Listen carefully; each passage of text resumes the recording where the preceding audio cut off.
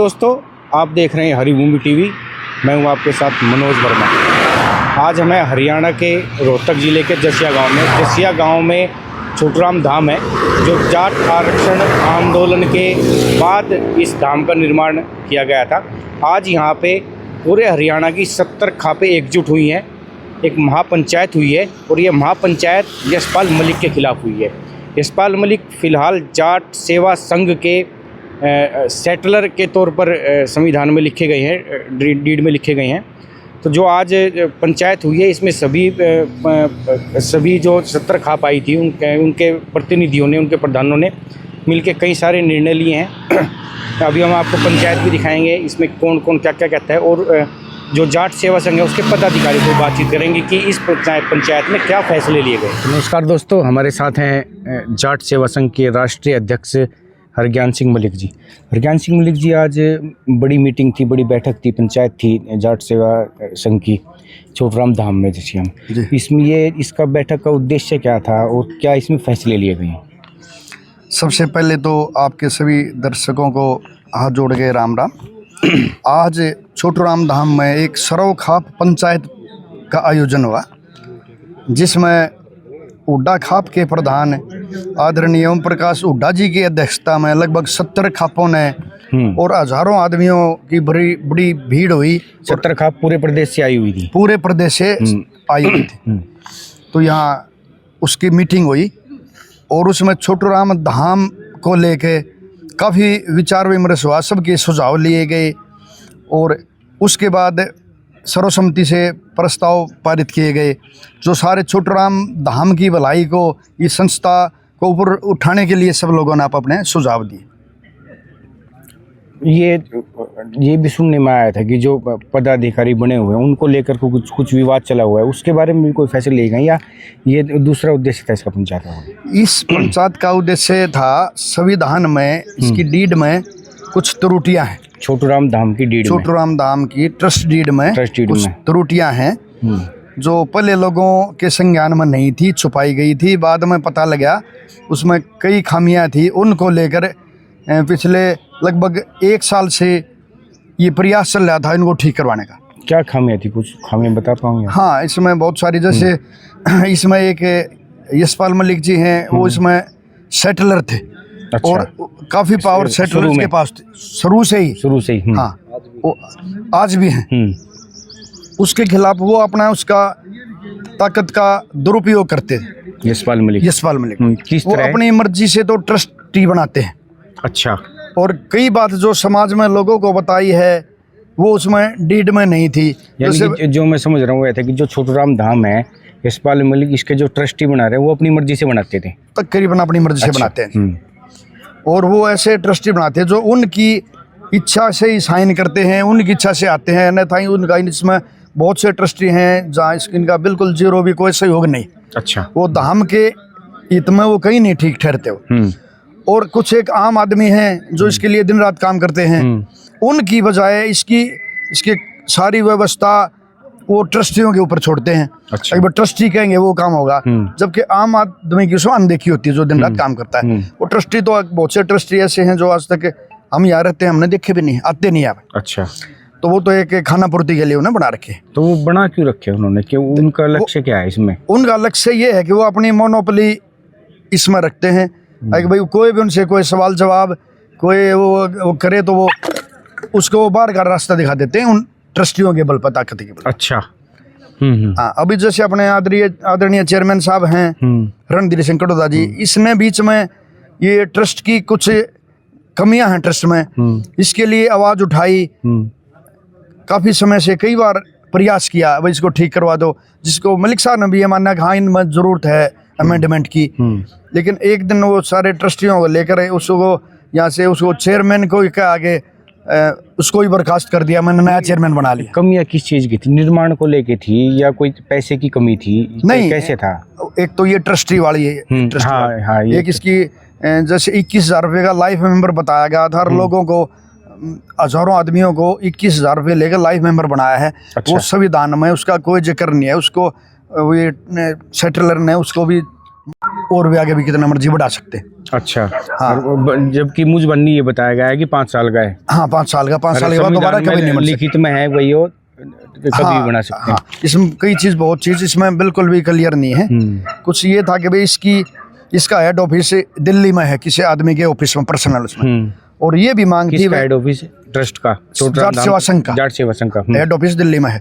जबकि इसकी ये बिल्डिंग सारा इसका ये 25 एकड़ जमीन जसिया में है। तो ये भी मांग थी भाई इसका भी हरियाणा में, इसका हेड ऑफिस यहीं हरियाणा में ही होना चाहिए। किसी पर्सनल एक आदमी की दुकान की बजाय इसी में हमारा हेड ऑफिस होना चाहिए। इस तरह की कई बातों को लेकर सबसे बड़ी बात यह है कि भाई ट्रस्टी आम आदमी बनाए, आम आदमी ट्रस्टी का चुनाव करे। और ये बता था भाई एक जिले में एक ट्रस्टी होगा। अब देखा तो दिल्ली में तो एक जिले में 3 ट्रस्टी भी बना रखे। अच्छा। वो भी उसमें ट्रस्ट डीड में ऐसा स्पष्ट नहीं लिखा कि भाई एक ही ट्रस्टी होगा। अच्छा, जाट सेवा संघ, जाट सेवा संघ। तो इस तरह की और कई खामियां उसमें थी जिसको लेके और लंबे समय से ये बातचीत चल रही थी।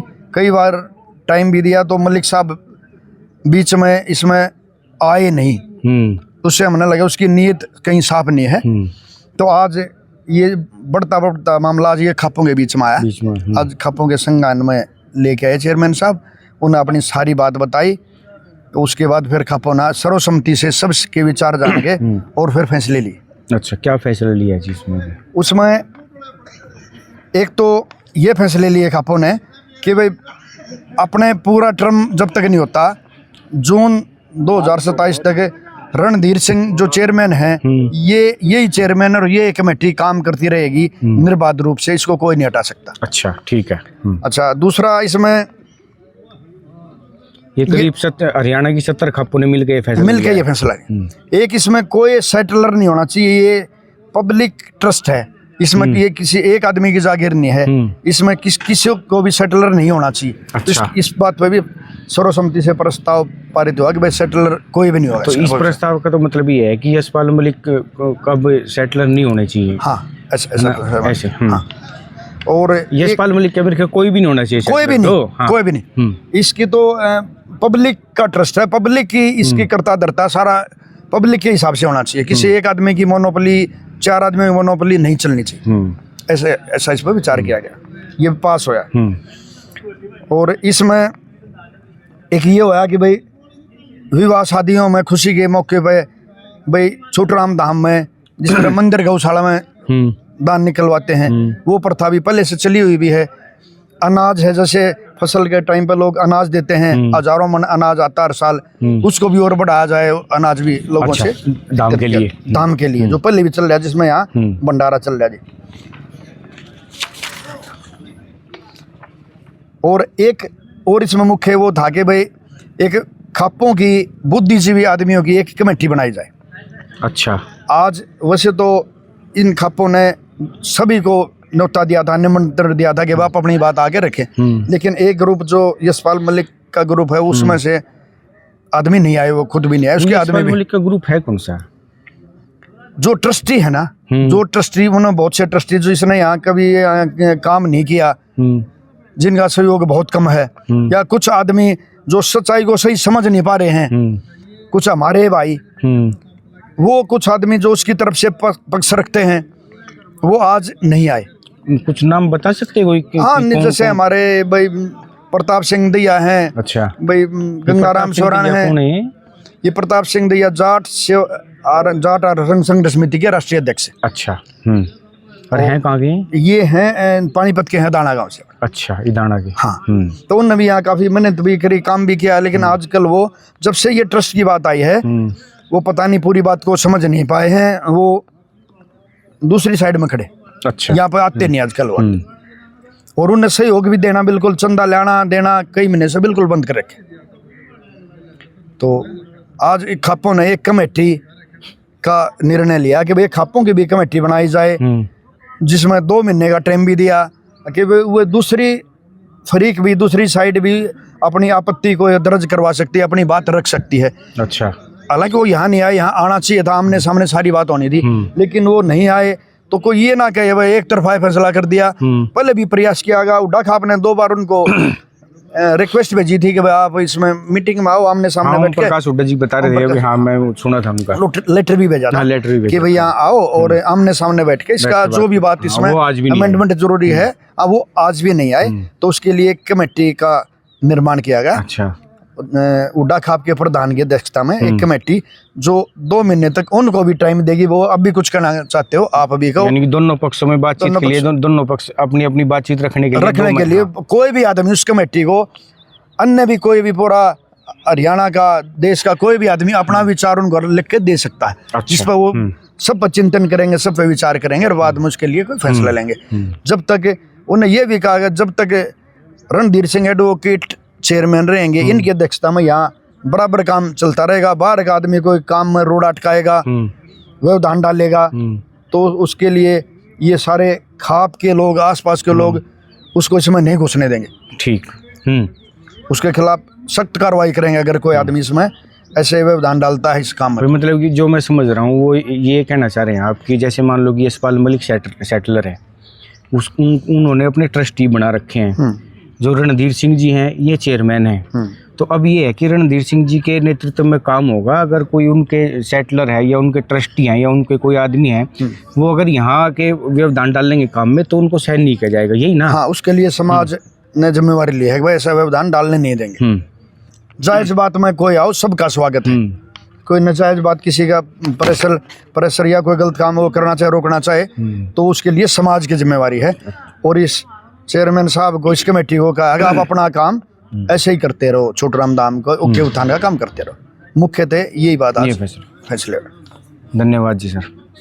धन्यवाद जी। नमस्कार दोस्तों, हमारे साथ हैं सतीश कुमार जी। सतीश कुमार जी जाट सेवा संघ के राष्ट्रीय महासचिव हैं और एक्स चेयरमैन रहे हैं। हाँ। सतीश कुमार जी, आज छोटूराम धाम में एक बड़ी मीटिंग थी, सरवखाप की पंचायत थी।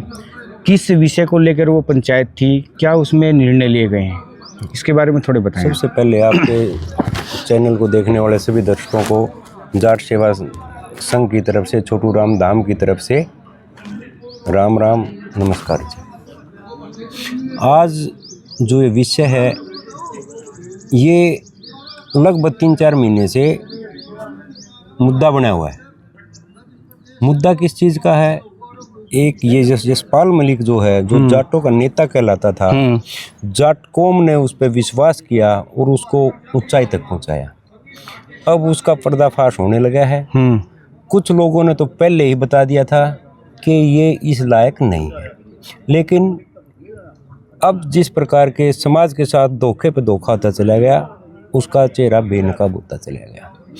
अब ये जो पंचायत बुलाई गई थी, उड्डा खाप ने सरव खाप पंचायत को न्योता दिया था और सभी लगभग 70 खापें यहाँ पहुँची जी। उसमें क्या था कि वो जो है जाट सेवा संघ की एक ट्रस्ट डीड बनी हुई है, जिसके तहत वो रजिस्टर्ड कराया गया। सबसे पहला धोखा इस कौम के साथ उसने ये किया कि उस ट्रस्ट डीड को दिल्ली के अंदर रजिस्टर कराया गया, हरियाणा में नहीं करवाया। हरियाणा में नहीं किया गया। अच्छा, इसका कारण क्या, आप क्या समझते हैं कि क्यों करवाया? वो बड़ा ही सातिर साजिश के तहत कराया गया। अच्छा। और करा के समाज को सपने दिखा के थोपा गया। मैं आपको बता रहना चाहूँगा कि 17 नवंबर को यहाँ पर भूमि पूजन हुआ और वो मई जून में रजिस्टर्ड है। 17 नवंबर 2017 17 नवंबर 2017 को 24 नवंबर 2017 को यहाँ भूमि पूजन हुआ और ट्रस्ट रजिस्टर्ड उससे 4-5 महीने पहले है। अच्छा। उसने ट्रस्ट अपनी मर्जी से रजिस्टर्ड करवाया, उसमें जो प्रोविजन उसने डालने चाहे वो डाले। बड़े दुर्भाग्य की बात है कि पब्लिक का ट्रस्ट एक प्राइवेट फर्म की तरह बनाया गया। उसमें वो खुद सेटलर बना हुआ है। सेटलर का मतलब आप अच्छी तरह समझते हैं, मीडिया के साथी हो, कि सेटलर जो चाहेगा उस तरह वो डीड उस प्रकार काम करेगा। और उसने समाज के साथ धोखा किया। जो भाई यहाँ संस्था में काम कर रहे हैं उन लोगों को बकाया गया कि 21,000 रुपये में लाइफ टाइम मेंबर बनोगे और इस ट्रस्ट को चलाने के लिए ट्रस्टी बनाए जाएंगे। ट्रस्टी आप लोगों के बीच के होंगे और जो 20,000 21,000 रुपये की रसीद जो कटवाएगा वो उस ट्रस्टी को चुनेगा।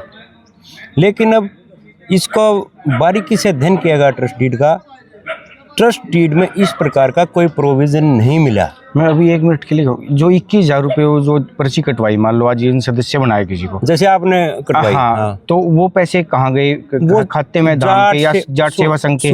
उसमें कोई वो नहीं है। अच्छा, जाट सेवा संघ पे ही आए, यशपाल मलिक के पास वो पैसे नहीं गए। बेबुनियादी आरोप हम नहीं लगाएंगे। तो वो जो उनके साथ जो धोखा हुआ, उन्होंने समाज के अंदर झूठ बोला। मैंने आपसे कहा भाई साहब आप 21,000 की रसीद कटवाओ, आप लाइफ टाइम मेंबर रहोगे, क्योंकि लोगों की आस्था का केंद्र है चौधरी छोटूराम धाम। उस आस्था के साथ उसने खिलवाड़ किया। ट्रस्ट डीड में कोई प्रोविजन ऐसा नहीं मिला।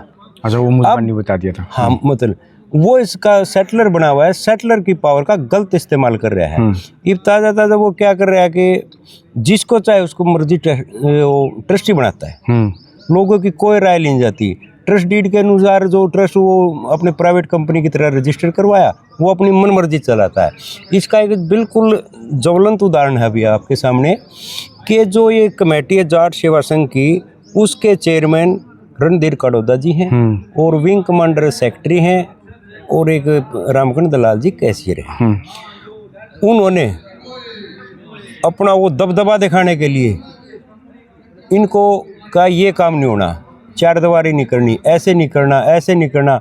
जो अच्छा काम कर रहे थे उनको रोकने का प्रयास किया और यहाँ तक कि धमकी दी गई कि आप तो सिर्फ 2 साल के, मैं 100 साल का हूँ।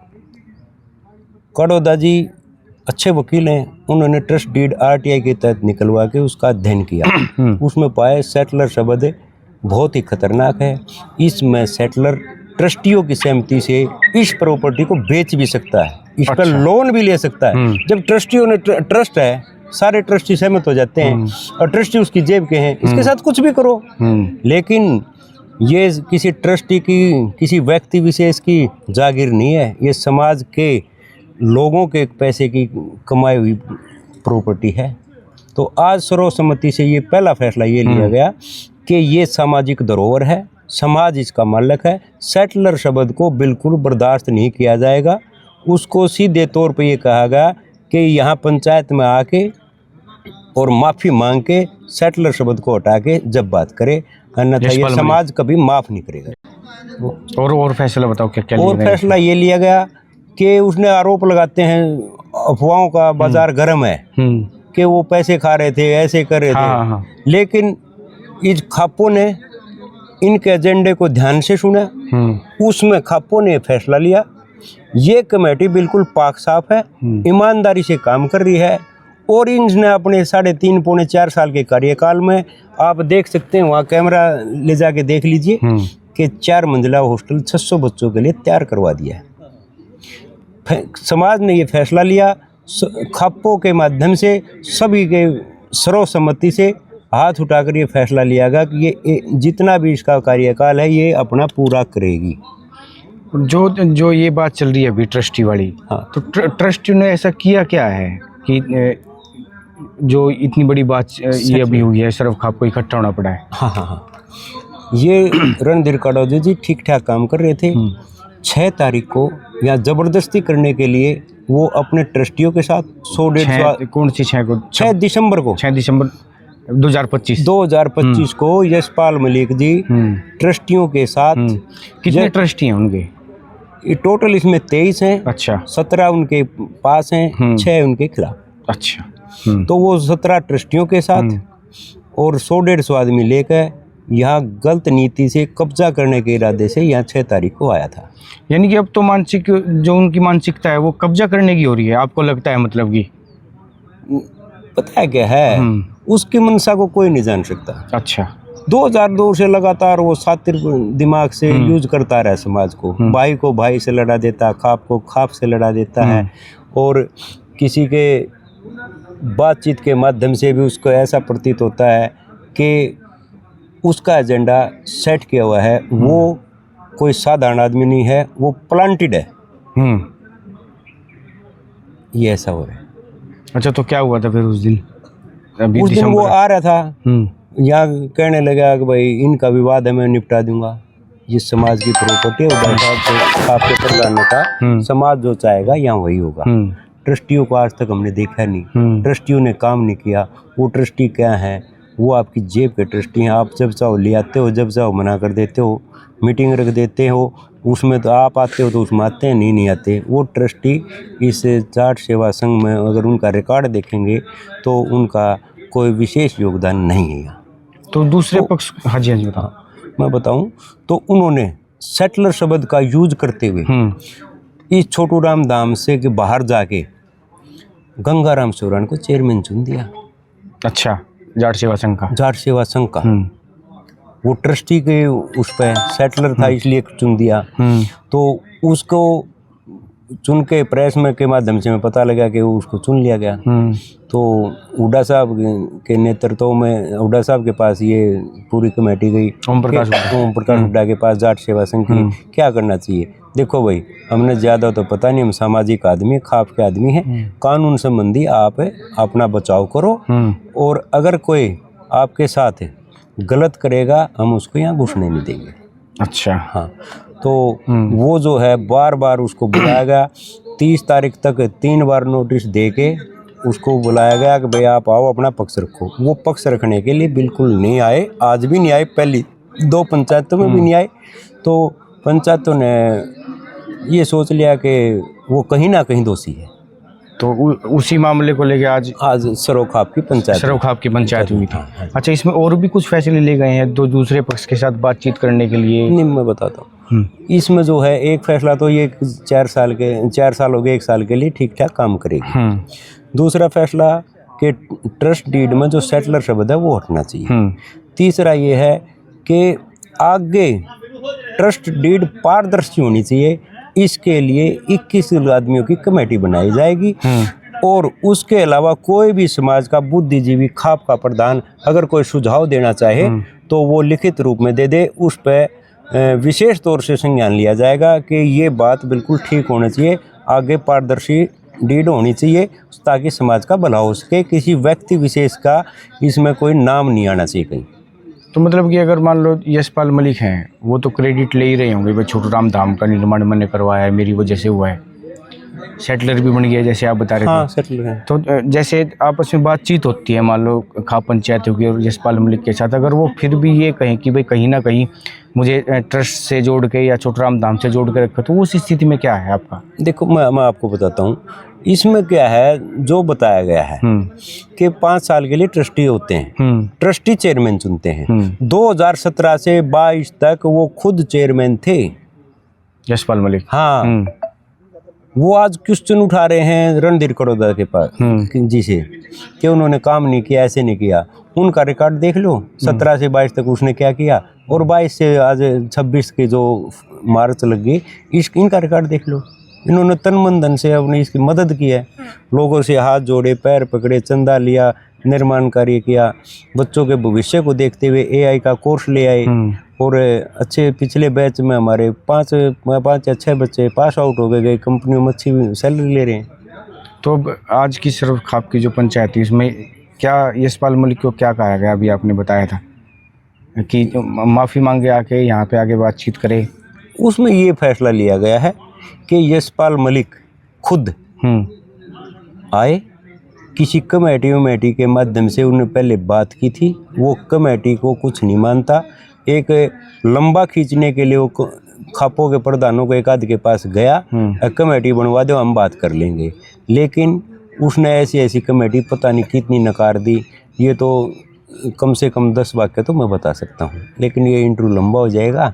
तो वो उसकी नीति साफ नहीं है, ना वो पंचायतों को कुछ मानता है।